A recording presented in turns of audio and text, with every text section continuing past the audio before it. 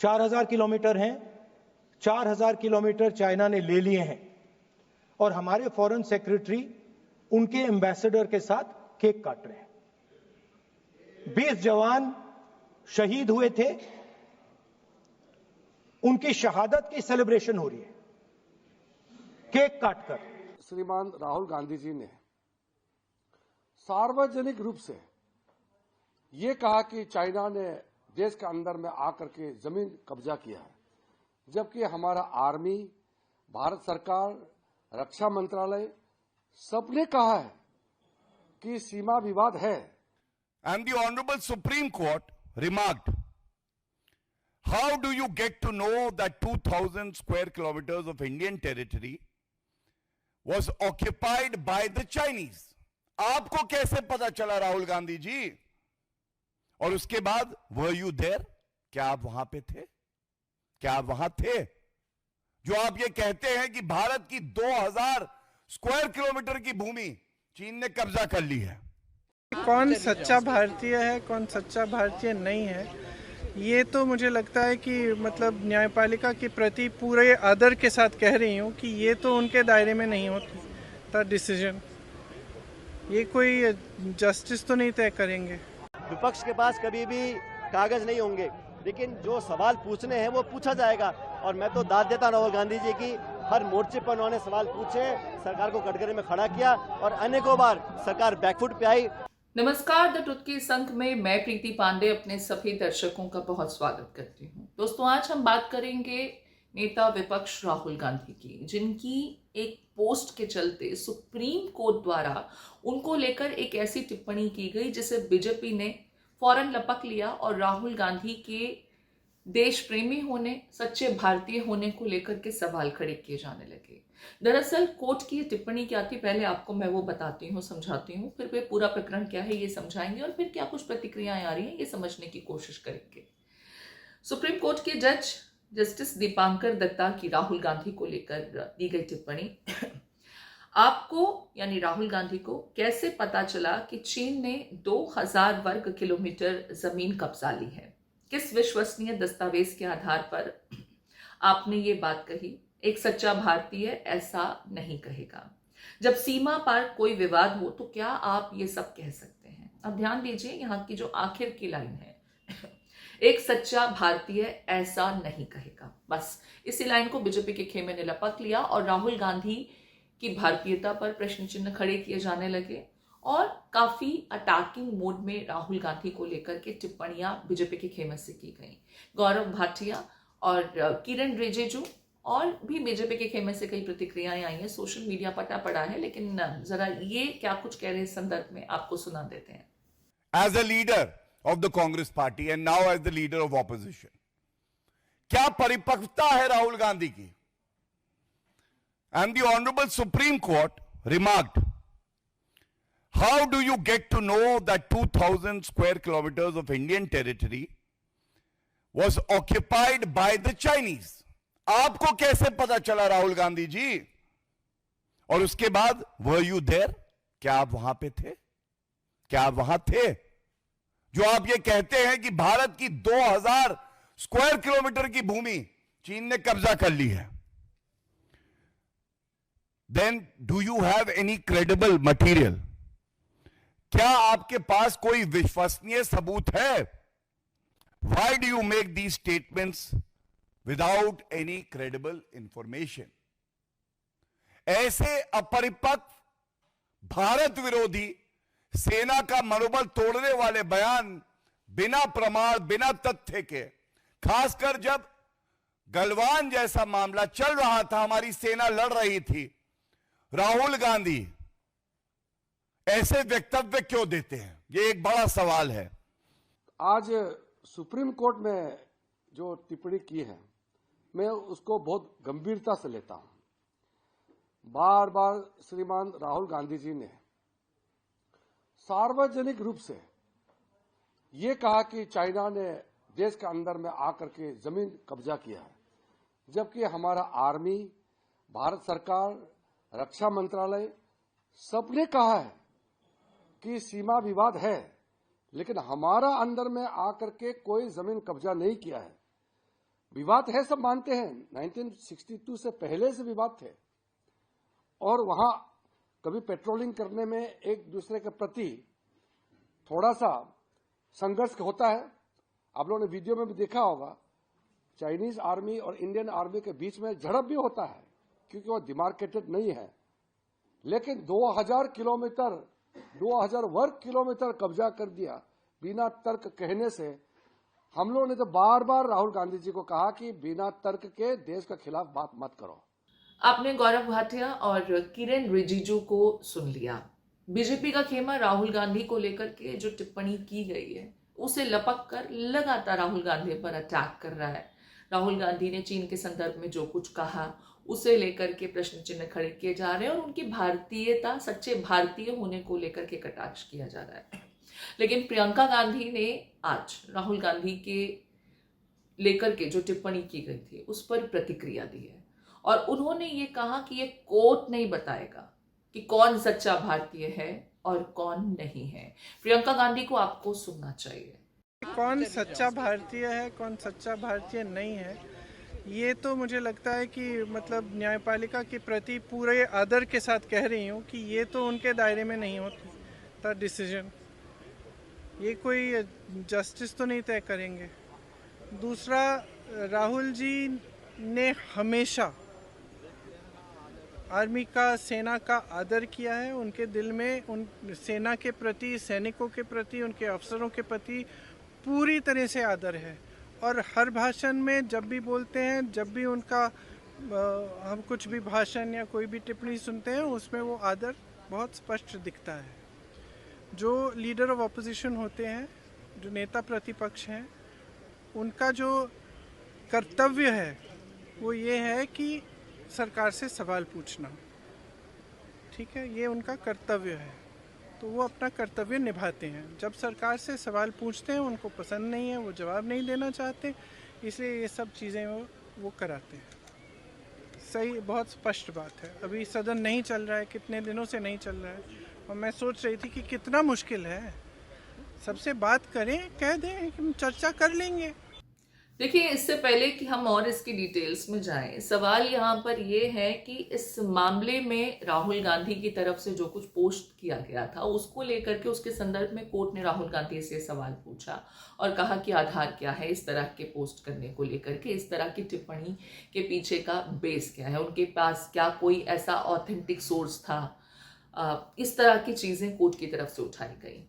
लेकिन जो ये एक रिमार्क दिया गया कि एक सच्चा भारतीय ऐसा नहीं करेगा, सवाल ये है कि यहां पर पैमाना क्या है सच्चा भारतीय होने का या न होने का, देश प्रेमी होने का या ना होने का। राहुल गांधी तो चीन के खतरे को लेकर के लगातार कई मंच से देश को आगाह करते रहे हैं, पहले भी करते रहे हैं। जज साहब ने कहा, आपने ये क्यों नहीं कहा पार्लियामेंट में? राहुल गांधी तो चीन को लेकर के जो खतरा है उसको पार्लियामेंट में भी उठाते रहे। आपको सुनना चाहिए। It's a known fact that China is sitting on 4,000 square kilometers of our territory. I was shocked some time back to see that our foreign secretary was cutting a cake with the Chinese ambassador.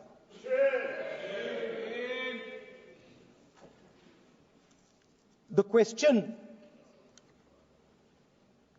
is, what exactly is happening to this territory?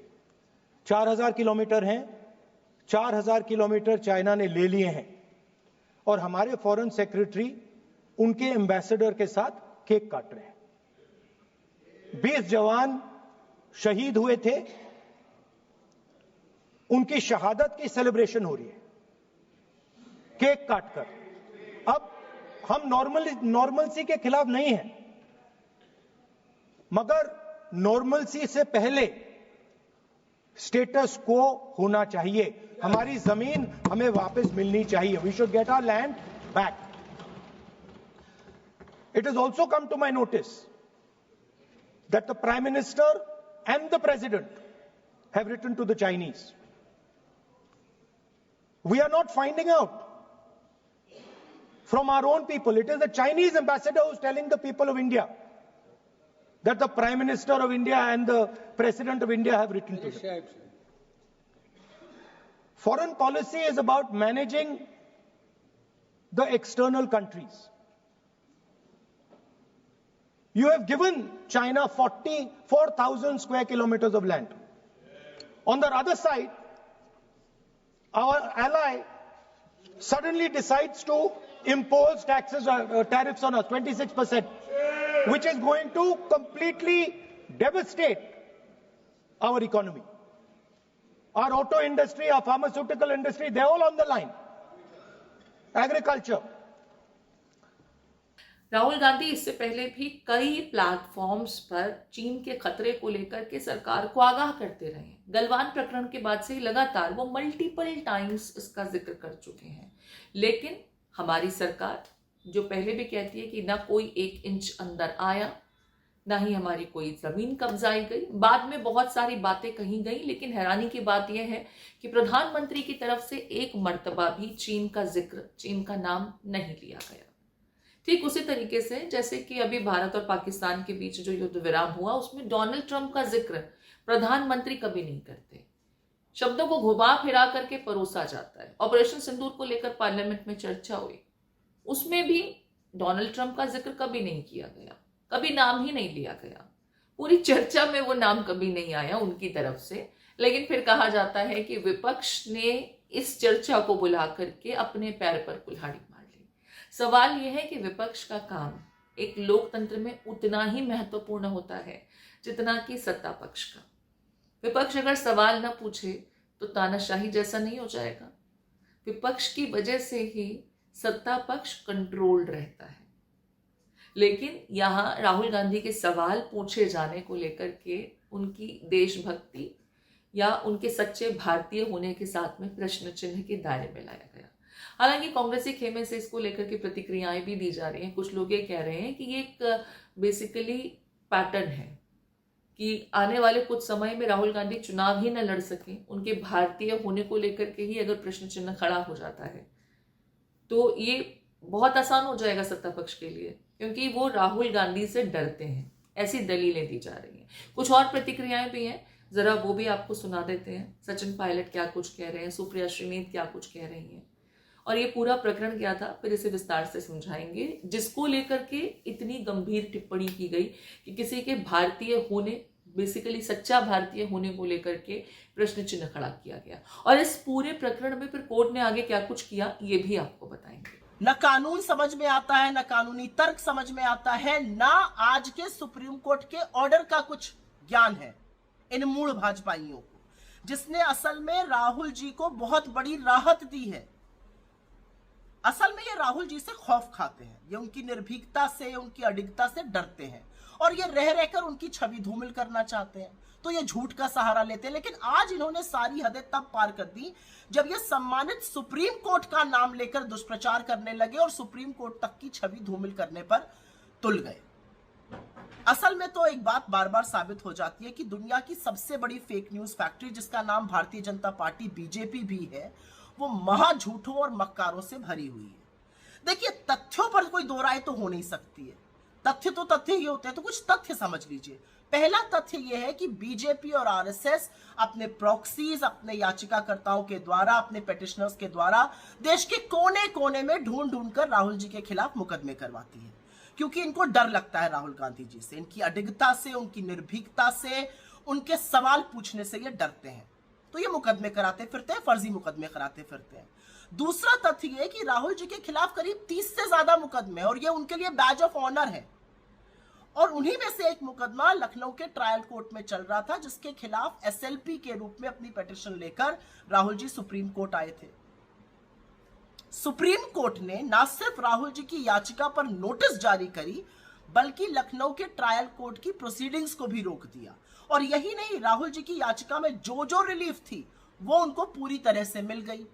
तो भाजपा झूठ क्या फैला रही है, मैं समझ नहीं पा रही हूं। लेकिन आपको याद ही होगा, कुछ ही दिनों पहले जब राहुल जी खुद लखनऊ के इस ट्रायल कोर्ट में गए थे, तो इन्हीं भाजपाइयों ने, इन्हीं फेक न्यूज की फैक्ट्री वालों ने, इन्हीं मूढ़ भक्तों ने एक वकील की फोटो को यह कहकर साझा किया था कि असल में वो जज है, दे कास्ट aspersions ऑन द जज। जज की साख पर भी इन्होंने सवाल उठा दिए थे, उसको भी धूमिल करने की कोशिश की थी। अभी सुप्रीम राहुल गांधी जी ने जो बोला, विपक्ष के नेता को ये पूरा अधिकार है कि सरकार से सवाल पूछे, और मैं समझता हूं कि इस प्रकार से अगर सोशल मीडिया पे नेता प्रतिपक्ष अपनी बात नहीं रखेंगे तो कहां रखेंगे? किस कानून में लिखा है कि अपनी बात को नहीं रख सकते? सवाल पूछना, विपक्ष के पास कभी भी दस्तावेज नहीं होंगे, विपक्ष के पास कभी भी कागज नहीं होंगे, लेकिन जो सवाल पूछने हैं वो पूछा जाएगा। और मैं तो दाद देता राहुल गांधी जी की, हर मोर्चे पर उन्होंने सवाल पूछे, सरकार को कटघरे में खड़ा किया और अनेकों बार सरकार बैकफुट पे आई। तो आपने सचिन पायलट को सुन लिया, सुप्रिया श्रीनेत को सुन लिया। यहाँ पर सुप्रिया श्रीनेत ने बहुत क्लैरिटी के साथ में एक चीज कही कि ये जो एसएलपी लगाई गई थी, इसमें कोर्ट ने राहुल के फेवर में फैसला दिया है। मतलब राहुल गांधी इस मामले में दोषी नहीं करार दिए जा रहे, लेकिन कोर्ट की टीका टिप्पणी थी और उस टिप्पणी में ये स्पेसिफिकली रिमार्क देना गैर वाजिब पाया गया। आज संसद में जब दिन की कार्रवाई की शुरुआत होने वाली थी, उससे पहले विपक्षी खेमा एकजुट हुआ और विपक्षी खेमे ने इस मुद्दे को टेकअप किया और उन्होंने जज की इस टिप्पणी को गैर जरूरी माना। सवाल ये भी कहा गया कि अगर विपक्ष सवाल नहीं पूछेगा तो क्या करेगा? विपक्ष का तो काम है ना सवाल पूछना लेकिन उसको लेकर के भी आप टीका टिप्पणी कर रहे हैं। तो कुल मिलाकर के यहाँ पर विपक्षी खेमे से भी कुछ प्रतिक्रियाएं आई हैं और इस प्रकरण पर विपक्ष ने सत्ता पक्ष को एक बार फिर घेरने की कोशिश की है, जो चीन के मसले पर खामोश हो जाता है। जरा वो प्रतिक्रियाएं भी जो आई इस संदर्भ में सुन लेते हैं। भले ही उनके आंकड़े सही होंगे गलत होंगे हमें नहीं पता राहुल गांधी जी के, लेकिन अगर चीन ने हमारे भूमि का 1 इंच भी कब्जा किया है तो हम आवाज़ उठाते रहेंगे। ये हमारा अधिकार है, हम देशभक्त हैं, राष्ट्रवादी लोग हैं। 1962 के बाद से लगातार चीन हमारे सीमा पर विवाद करता है। 3400 किलोमीटर से ज़्यादा का सीमा हमारा चीन के साथ लगता है। तो कहीं न कहीं अरुणाचल प्रदेश में, कहीं गलवान घाटी में आए दिनों झड़पों की खबरें आती रहती हैं।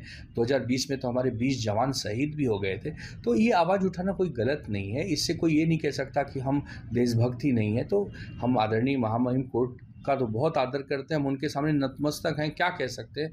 लेकिन सिर्फ यही है कि आवाज़ उठाने दीजिए महोदय। आवाज़ उठाने से लगता है कि देश में विपक्ष नाम का भी कोई व्यक्ति है, वरना सरकार जो चाहे मनमानी करती है तो विपक्ष कहाँ जाए। राहुल गांधी जी कोई छोटे नेता नहीं है, नेता प्रतिपक्ष हैं देश के। जो सरकार का सम्मान है वही उनका भी सम्मान है। तो अगर वो आवाज़ उठा रहे हैं तो उठाने दीजिए। हाँ, उसमें कुछ आंकड़ों के 19-20 हो सकता है, उसके लिए हम प्रूफ इकट्ठा करेंगे, सबूत इकट्ठा करेंगे। लेकिन कोई ये ना कहे कि चाइना ने हमारी 1 इंच भूमि भी कब्जा नहीं की है, तो फिर अक्साई चीन क्या है। आज भी कैलाश मानसरोवर, जिसके लिए हमें दर्शन के लिए उनकी परमिशन का वेट करना पड़ता है, कभी 4 साल बाद, कभी 5 साल बाद हमें परमिशन दी जाती है। क्यों भाई? वो तो हमारे शक्ति स्थल है, हमारे मालिक हैं, हमारे प्रभु हैं, शिव शंकर भगवान भोले बाबा। कम से कम उसे तो हमें भारत में मिलाने के लिए कोई पहल करनी चाहिए। चलिए अब आपको ये बताते हैं कि ये पूरा मामला है क्या। गलवान प्रकरण के बाद से ही चीन के साथ हमारे संबंध अच्छे नहीं हैं।